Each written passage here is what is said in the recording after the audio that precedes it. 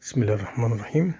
النهاردة هنعمل طاجن مسقعة في قلب الفرن، لذيذ رائع، طعمه جميل جدا، ريحته رهيبة أوي أوي أوي، واحنا بنسويه داخل الفرن دلوقتي.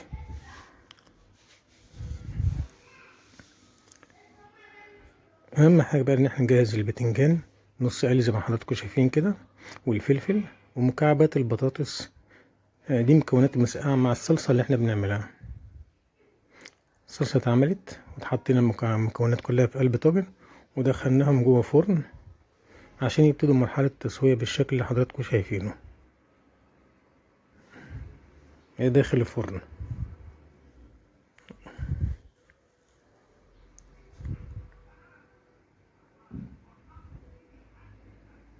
حاجة مفيدة صحيا جميلة، أكلة شعبية لذيذة. ده محرة اللي احنا خلاص خرجناه من الفرن، وادي شكل الطاجن. اقول لكم البتنجان والفلفل دايبين كده في قلب شايف الفلفلية طالعة عاملة ازاي، ودي قرن فلفل هنطلعه وتحتيه مكعب بطاطس صغيرة اهو.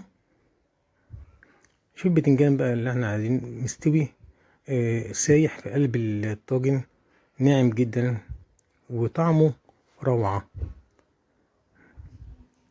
ادي شكل البتنجانة واحنا بنحط البتنجان واحنا مطلعينها،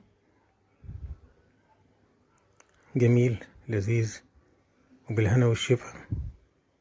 وصلى الله على سيدنا محمد وعلى آله وصحبه وسلم أجمعين.